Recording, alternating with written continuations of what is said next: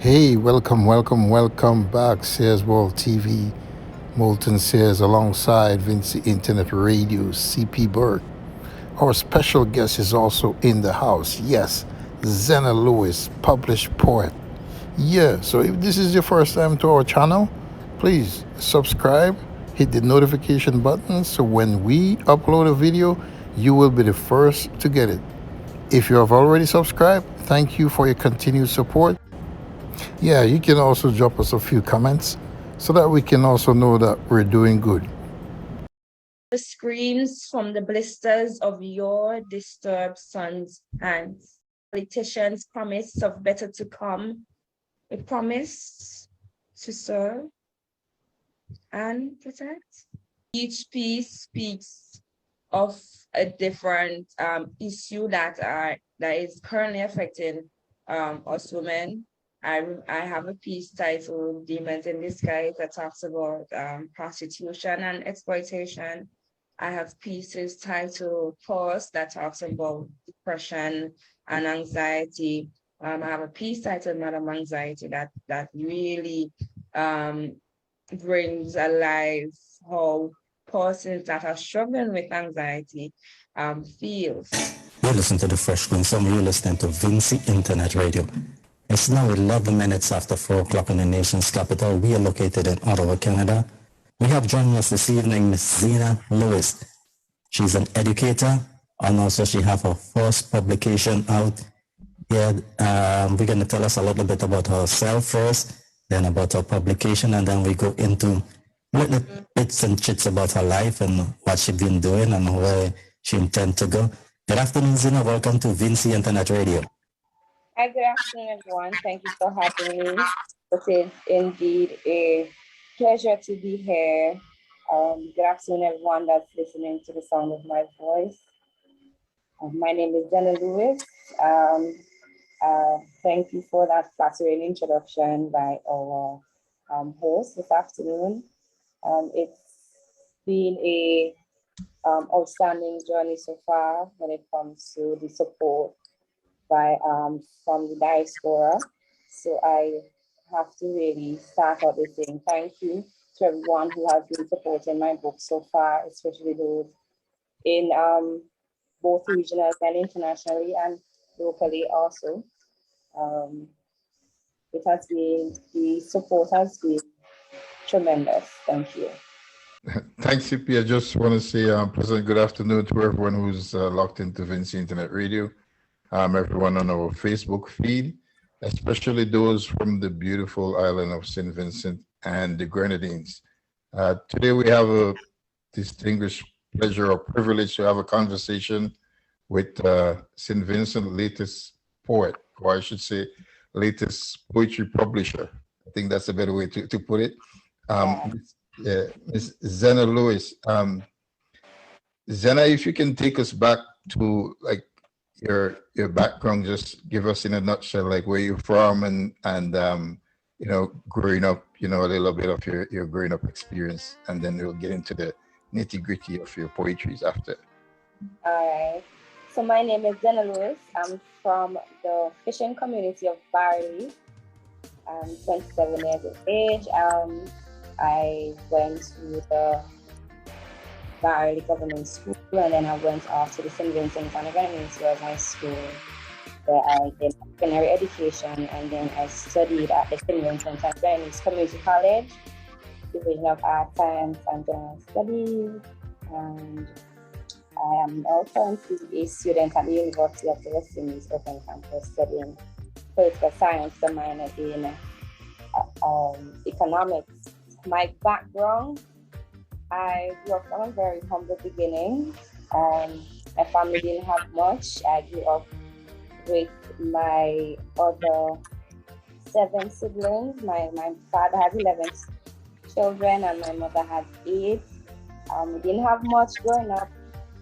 I remember having to fetch water from the standpipe, take showers in the river, take showers at the public bath.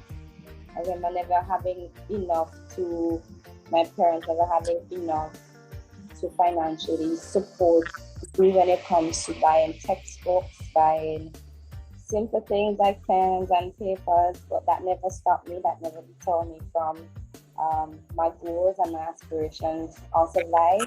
I believe every bad situation, I turned it into something good, I turned it into something great. And despite my parents not being never afford, I still came out and I still excelled in school, passed on an entrance despite not having textbooks. I passed my CST despite having to go to school a lot because my parents couldn't afford to send me to Kingston every day. And I passed my fifth subject despite having to struggle to pay my way through college.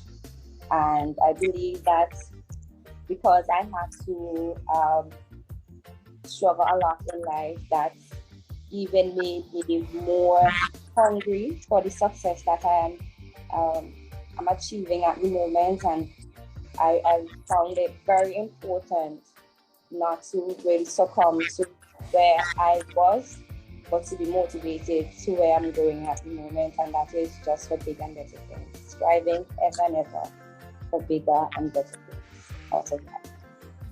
Wow. I must say, like, sometimes many of us say that we didn't have a lot, but I'm happy you went into details as to what didn't have a lot mean, because for some people it can mean, for some people it's as little as not having a car, and for some people it's really not having a lot. You're currently a high school teacher. Yeah. Right. I teach at essentially what secondary school. I've been teaching for the past 5 years. So Zenna, like growing up, did you ever envision yourself being a poet or a writer or anything of that sort? To be honest, I always thought that I was going to be a lawyer. Yes. I even went back to college in 2017, 2018, because at that time, when I first attended college in 2012, 2013, as I said before, I couldn't really afford to be at school as often as I wanted, because I couldn't afford to. So I had to miss school a lot, and I had to miss a law exam. So I went back to college in 2018 to get back my law. And I went back and I got a grade 1, and from that I started working at a law firm soon after, because I really thought and I really had the drive at that time to become a lawyer, but I never got into law school. I kept getting rejected from all of the universities I applied for, and that kind of discouraged me a lot. And I remember applying in 2020 at the open campus, because I had really given up on my whole dream of being a lawyer by that time. And at that time I was questioning myself if I had the ability to do anything, because at that point I was so discouraged, I was so depressed. All I had to feed on basically was negative thoughts, and I really thought that I've never been successful, because my only dream at that time was to become a lawyer. And after that, I realized that dream was deteriorating every year. It affected my self-esteem. It affected how I performed at my job. It was just a draining time for me personally. But as I said before, I turned every negative into a positive, and then I got accepted to the open campus to study political science. And around that time is when I was placed by the government to teach at the secondary school that I'm teaching right now. I was asked to teach English literature. Mm-hmm. And this is where my love for poetry started back, because I had to teach poetry to my students. And I always loved poetry growing up in high school. I found myself writing a lot. during my depressed time when I was not being accepted to any of the universities. I was not seeing my dream of being a lawyer coming true. So I started writing down all of these negative thoughts, all of my depression, all of my anxiety. And that is exactly what a lot of my pieces now that are in my book are based on my own personal struggles with anxiety and depression during that time where I felt as though my life was shifting, basically, right? And I didn't know that God was placing me, shifting my life in order to place me into my purpose right now. And I'm so grateful that I didn't become a lawyer, but my desire now is to become the best writer that I possibly can. I realize that I'm a creative, and this is what I love to do, and this is what my passion lies. And that is exactly all of that love, all of that passion, all of that desire is what is in my book right now. So I didn't become a lawyer, but look at me now being an award-winning poet and publishing her first book. So it wasn't a part of my plan, but it was a part of God's plan, and He is the man of stage. He's the ruler of everything, and I really have to thank God for shifting me into this person that I am right now. So I had to go through that journey. I really had to go through that journey, and coming out of that, I became the best version of myself, and I have to really thank God for that. Yeah. True. Well, we thank you for your inspiration in the poetry, and we're proud of you as a Vincentian, living out here. Do you have a copy of the book with you there right now? Not physically, no. All of my books are scheduled to be in St. Vincent by the 18th of this month. So I don't have a physical copy on me, but I do have my manuscript on my laptop. Okay. All right. Okay, we'll get to that later. So the poetry book is called Black Girls Soliloquy. Type of poetry, yeah. Okay, an anthology of poems for her, by her, and about her. And that really made sense when you just gave a description of your life itself. Does it, because it's for her, by her, what does it have for us men doing it? Oh, it has so much. It has so much. I think a lot of men needs to understand and needs to really appreciate the viewpoints of women. I think if a lot of men really understand how women think, hearing experiences from a woman's point of view will allow them to better understand the female species. A lot of the themes that comes out of the book are about domestic abuse, about incest, about self-esteem issues, about incest, and a lot of issues that are affecting us as women.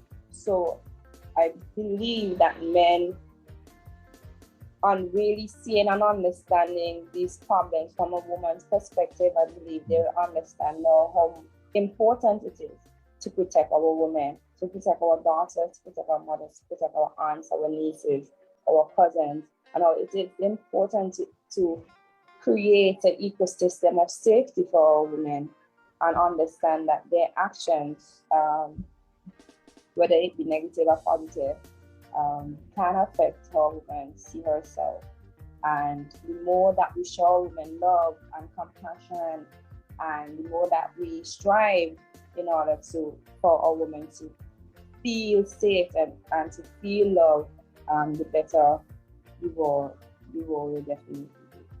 So by instilling self-love in our daughters, our sisters, our mothers from a very young age, this can also prevent them from getting involved in sexually abusive or physically abusive relationships and stuff like that. So I do find it very important, very, very important for men to understand women from another woman's perspective.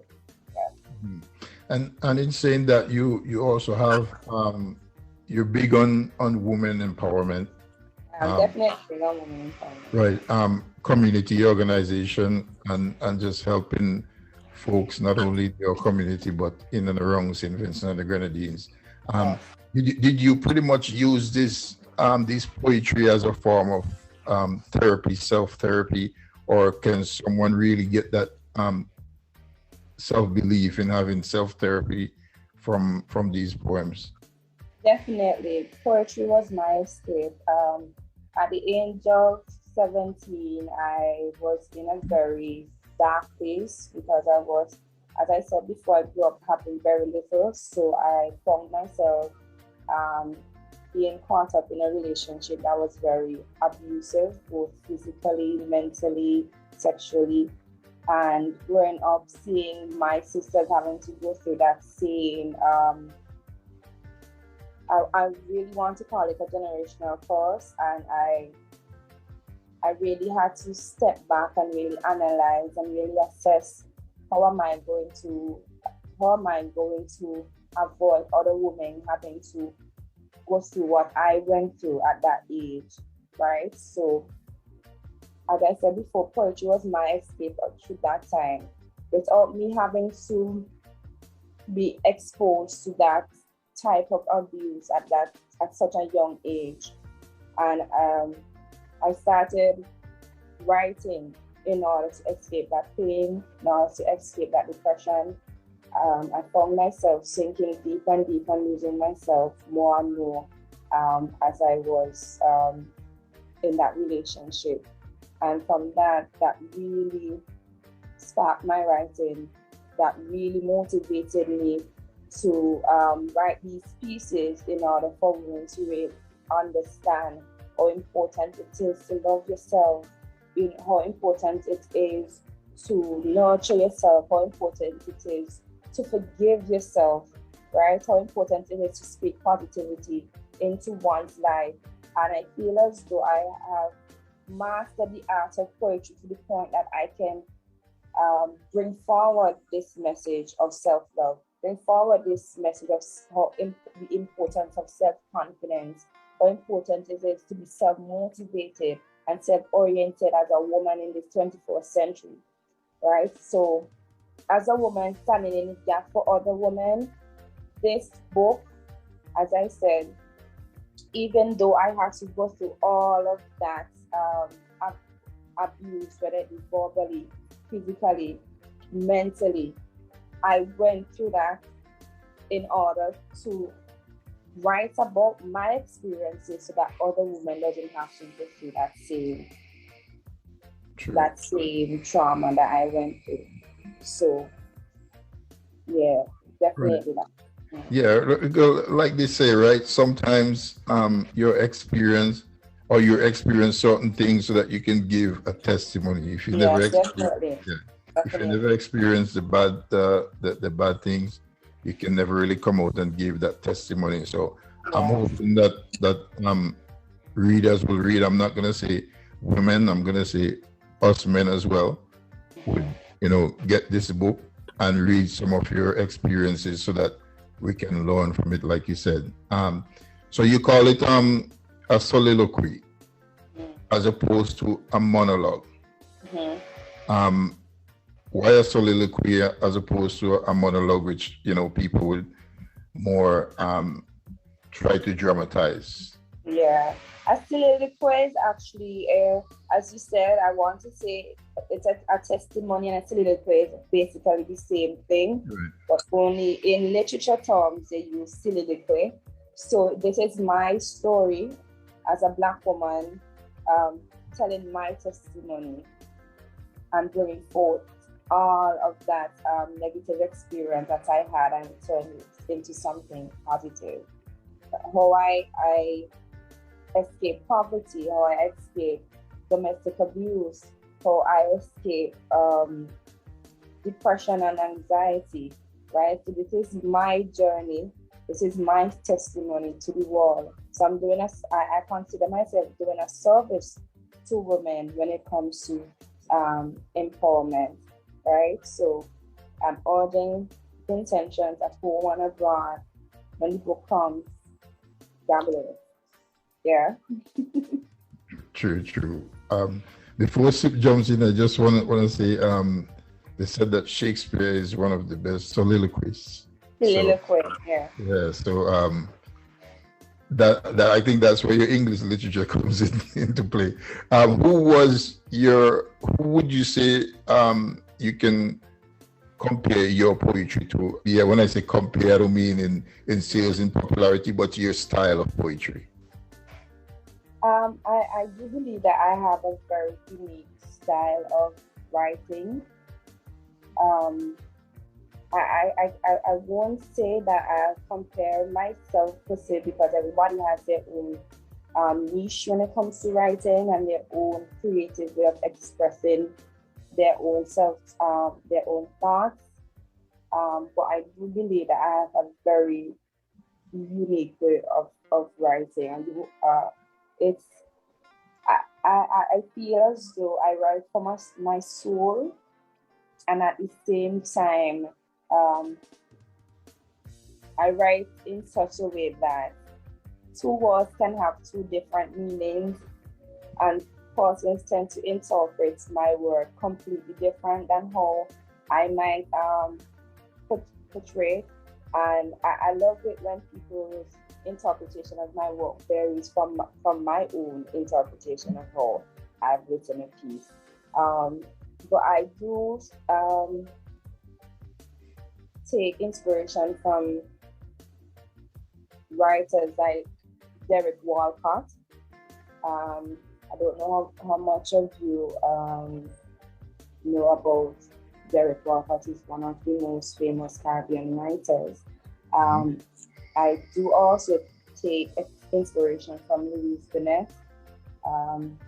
And one of my styles of writing is that I rebel against the English language. I do not believe that the English language is my first language. So I use a lot of misspelled grammar in my writing on purpose, because as a woke woman in the 21st century, I have analyzed that a lot of this Eurocentric mindset and this Eurocentric programming that we were stuck in for almost 500 years now, that if, as Bob Marley said, if we don't emancipate ourselves from mental slavery, we will never understand how rich our Black culture is. We spoke a lot about our book, but I want to take her into a different direction. In 2016, I think it is. Tell us about that. Oh, my Miss SVG experience. Yes, it is. Oh, wow. Tell us all about that.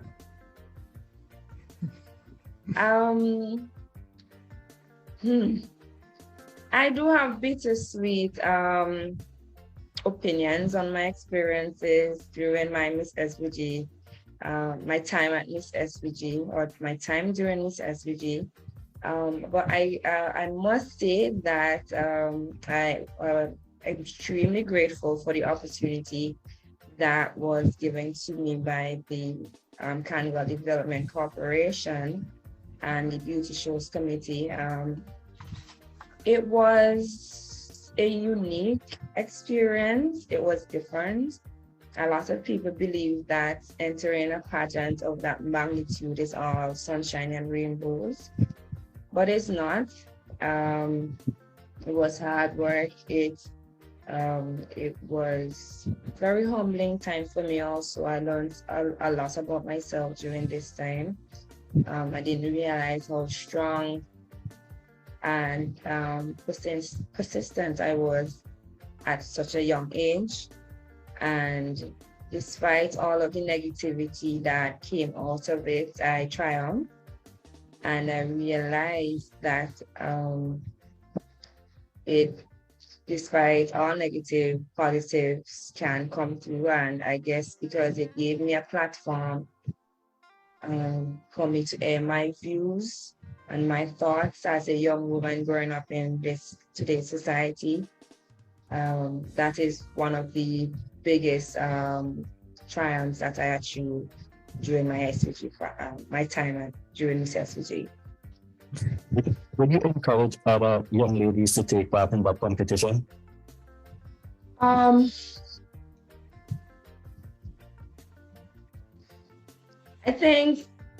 think everybody has their own. I think everybody enters Miss SVG on their own with different expectations. So my advice, if any young lady is planning to entering this pageant, get to know yourself first before really putting yourself out there, because it's a bit scary if you don't really know yourself to the nitty-gritty, understanding and loving yourself, flaws and all. Taking yourself on that self-growth journey and really understanding what you like and what you don't like. Finding your voice first also, in order because it can get intimidating, it can get overwhelming. And as my friend Aka always say, Miss SVG can make you or it can break you. So go in there whole so that nobody can really tear you apart or tear you down that easily. Give us some of the positive what you got by entering this competition. I guess I found my voice during this SVG. I realized that I'm a creative. I love anything that has to do with drama, poetry, dance, music. And because of the pageant, I really analyzed that, these are my talents, these are my strengths, and all I need to do now is work on perfecting them and work on making them a service to my community. And now I teach drama, I teach poetry, and I teach dance at my school. So that is definitely one of the major positives that came out of my time during this SVG. In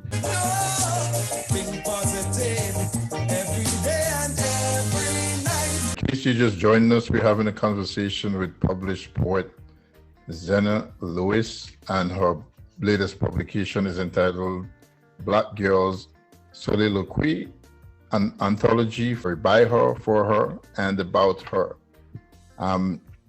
Zenna, if I have to ask you, what would be your 2 or 3 favorite pieces from the book?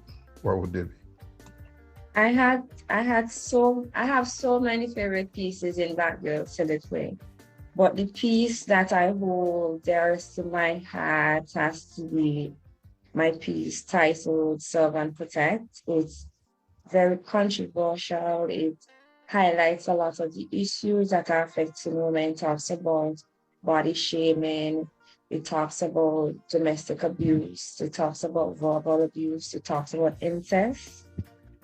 And it, all in all, is just a very powerful piece that was well put together. And I do believe that a lot of readers will really enjoy that piece titled Serve and Protect. Yes. So do you care to share a little bit of it with us without giving it away?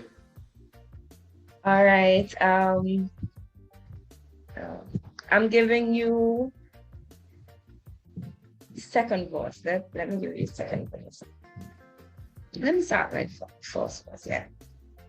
Sir, minister, monster, the souls of our daughters screams from the blisters of your disturbed son's hands, with envy for our blackness, my blackness, murdered by his hands, raped in his sheet while he earns another streak in the streets.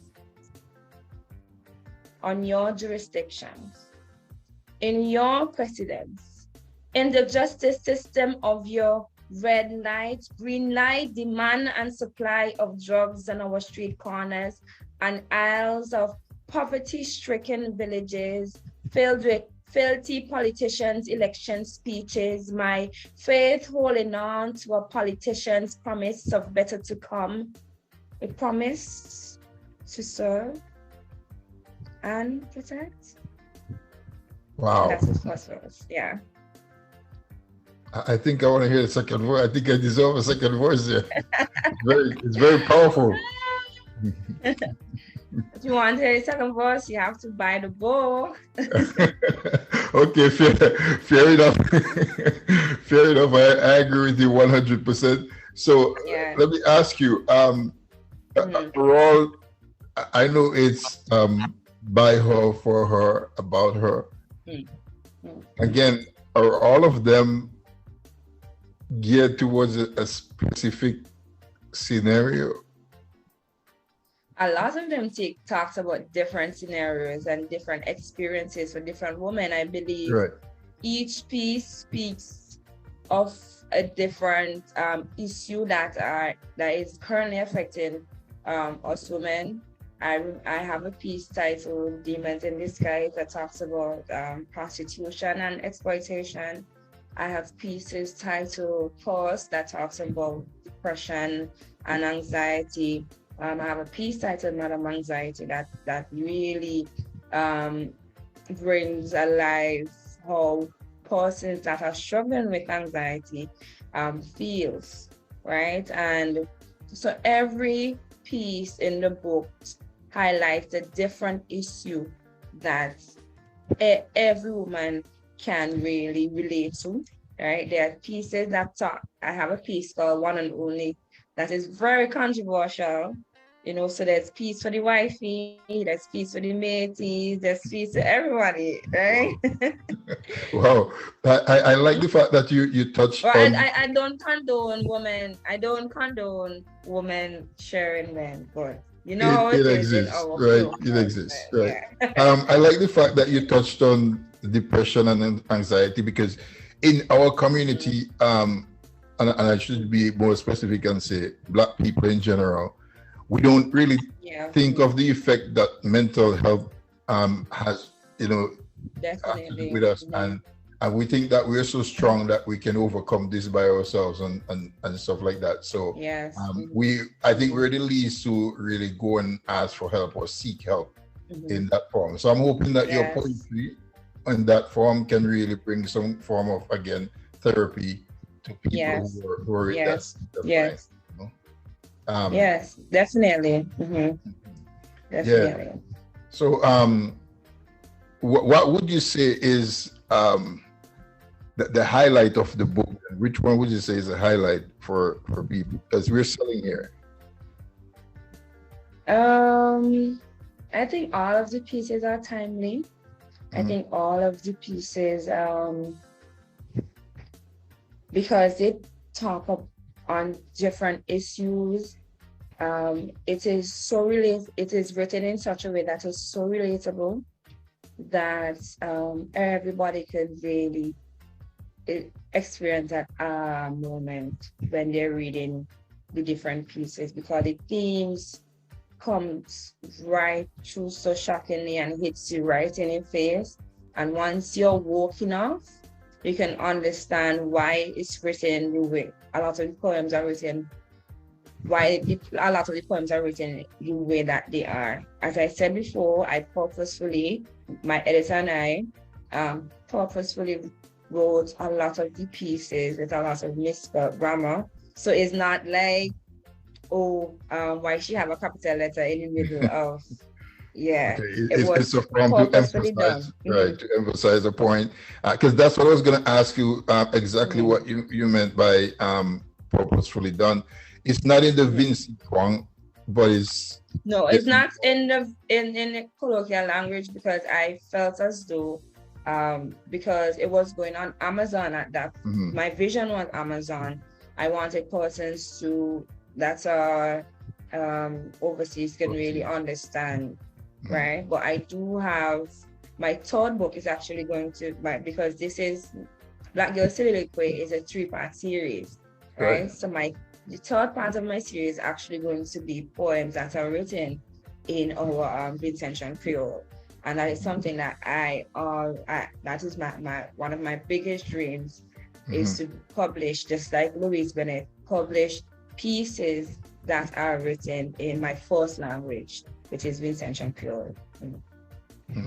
So how has it been received in and around your community in St. Vincent, and I don't know if to a larger extent the region, the Caribbean, but how has it been received so far?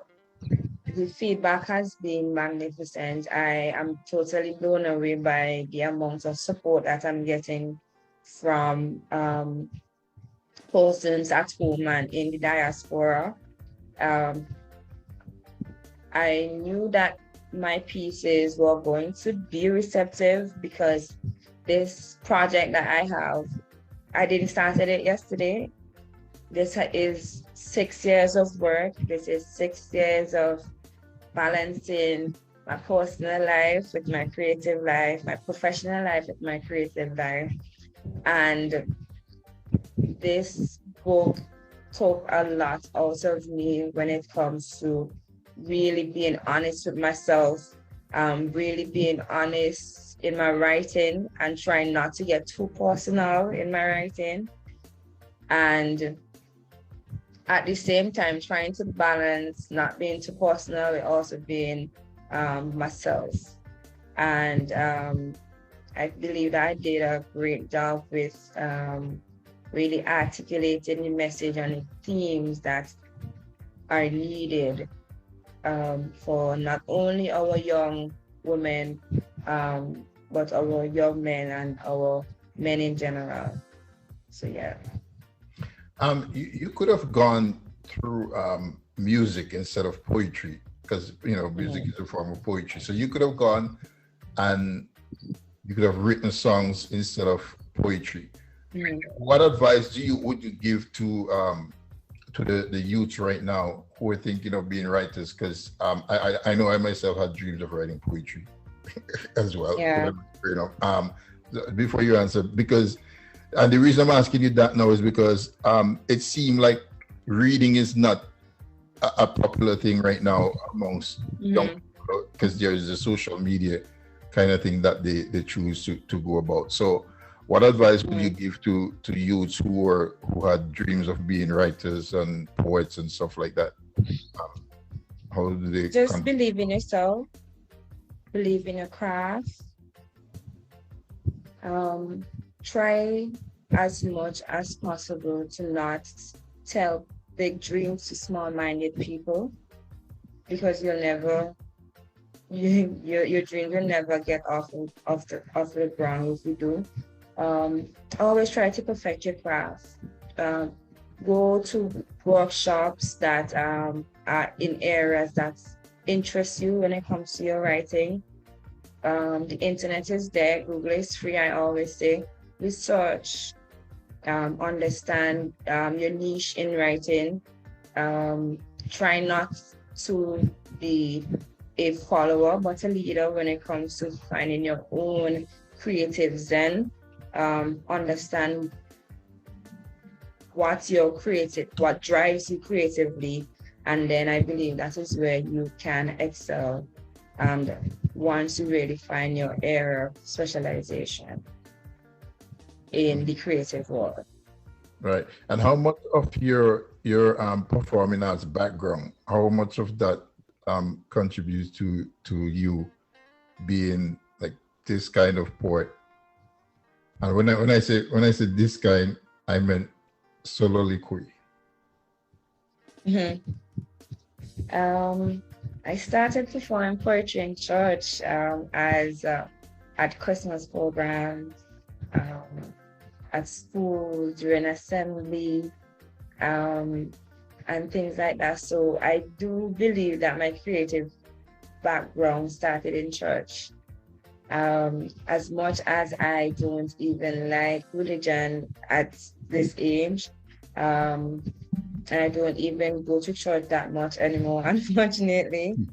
But I really have to give God thanks. So especially for my mother. I always say that God handpicked my parents to me, because without having a very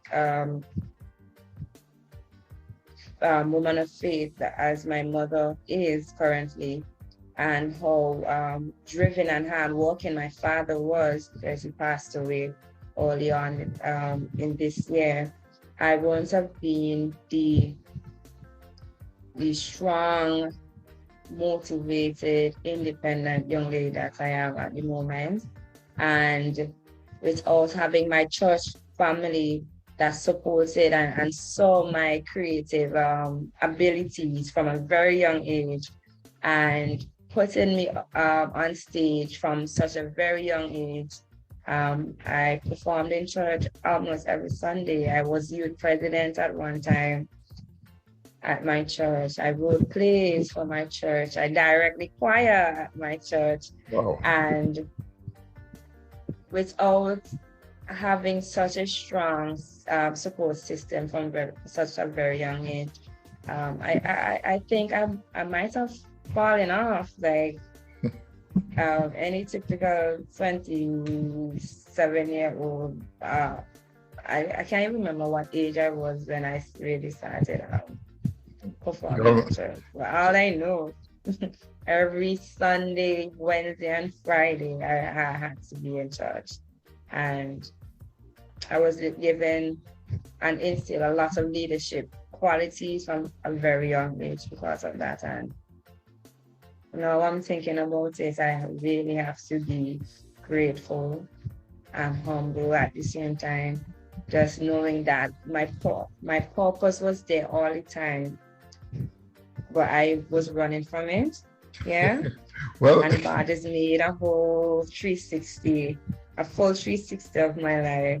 And then I'm back here teaching creative arts at school and performing creative art as a living, and I love it. It's something that I'm never giving up anytime soon. And I always consider myself, if it's one label that I'm going to take on, that I'm a human being and that I am a creative being. And that's it. You sound very proud when you're saying that. Maybe one day we're going to hear you become a reverend. Don't hold your breath. Don't hold your breath. Right. Who knows, right? Yeah, it's true. That's true. Yeah. I do have aspiration in becoming a motivational speaker one day, but that's a bridge that whenever it comes, we'll cross it. I think I give motivational speeches every day at school to my students. Well, I also think this interview, you've been very motivational as well. So, who knows? Here is a stepping stone. Any mentors? Who were your mentors growing up? My mentor has to be Miss Nisha Hope and Mr. Jekyll Mars. They definitely sparked my whole interest in making poetry something that I can make a living from. Jekyll Mars is such a talented creative. He comes up with the best creative concepts. I believe that his mind will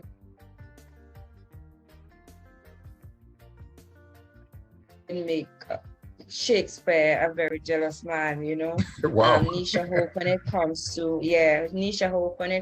to putting on and really understanding the depth of creative arts and understanding what it takes in order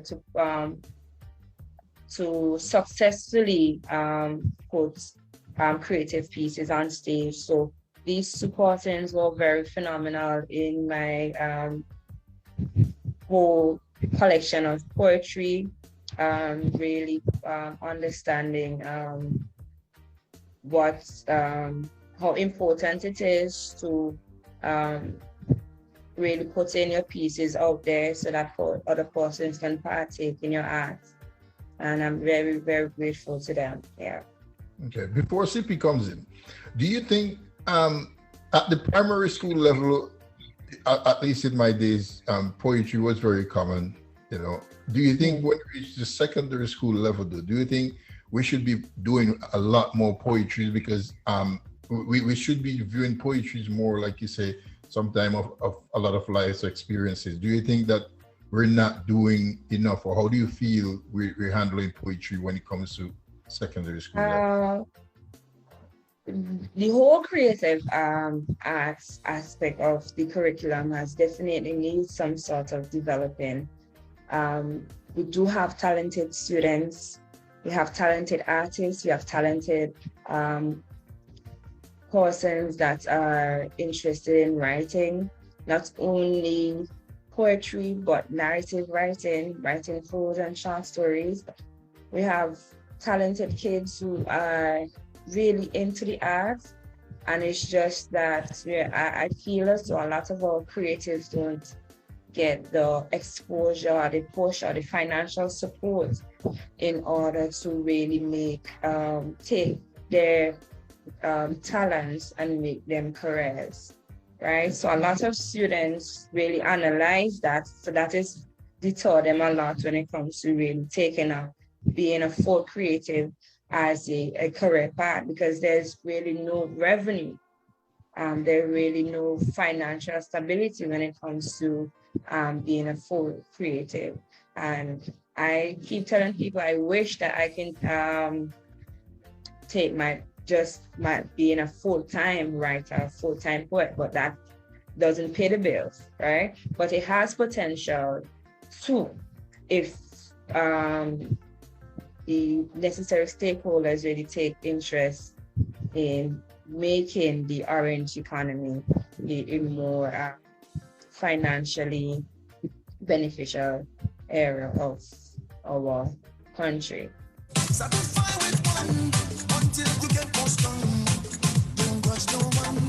You listen to the Fresh Green Song. You're listening to Vinci Internet Radio. She's a publisher. She's also a teacher. And her book can be found on Amazon at $24.99. So if you listen to us and you want to have something to really read, just go on Amazon and help her out. Do all your best to help someone to create and to continue doing what she's doing. Now, since you've been a teacher at Central Leeward School, how long since you've been a teacher there? It has been one of the most rewarding, at the same time frustrating, at the same time fulfilling job that I've ever had. I love my students. I always strive to be the best version of myself for them. I believe that being a teacher is what really made me fall in love with poetry all over again, because my kids to them, I am the best when I'm with them, and to them I can't do nothing wrong, right? And they are some of my biggest fans, and I always strive to be my best because I know that they are looking up to me. So this book is also for them, and without them, I don't know. I just really love being a teacher, love being an educator, because every day is something different. You get to touch lives in so many different ways, and not only to teaching a subject, is to I do a lot of youth development. Right now, I'm supposed to be getting ready to go and take my girl guides to a campfire that they're having at Girl Guides Hut. I teach dancing, as I said before, and I'm just really developing the next generation of creatives coming up in the next and getting to look out for them, make space for them, because we do have a lot of talented young ladies, a lot of talented young men that are coming up, and they just need that space and that investment in order for their lives to really shine through all of the darkness. The drama side of you, is it positive? You're getting a positive response? Definitely. They love all of the aspects when it comes to drama. All right, they have one of the first productions coming up for the National Theatre Arts Festival. We are participating in both dub poetry and drama. And I feel as though I wish that a lot more schools can get involved, but it's just sad that a lot of schools are not equipped with teachers that are very vast in the creative field. And that is something I feel as the Ministry of Education should take up as an initiative in order for our kids to have the exposure and have the knowledge that they need in order to be better creatives. How do you encourage people to bring drama into their education? Oh, I use dramatization all the time in order to get my I teach Form 1 and Form 2s, and my students are very active at these ages. They want to be up and about and filled with energy. So for example, when we're doing one of our text sites or Backfire, which is a collection of Caribbean stories, I allow them to dramatize the different stories that we discuss, and I allow them to present, and I just allow them to become as creative as they possibly can. And I just give them the space for them to be the creative beings that they were born to be. Yeah. Do you think that making them better students when it comes to presenting things in public? Yeah, it's definitely give them the confidence that they need, and by allowing them to take charge and to teach each other peer-to-peer. I believe peer-to-peer teaching is one of the most important strategies that any teacher could use. I believe that students learn better from each other, and through this, I use a lot of peer-to-peer teaching in order for my kids to really grasp whatever topic that I'm on at that particular time. Do you think so that like the Ministry of Education should take a stronger look at drama and those kind of poetry and thing in schools? Yeah, definitely. It's our students that definitely have interest in learning poetry. They have interest in becoming writers.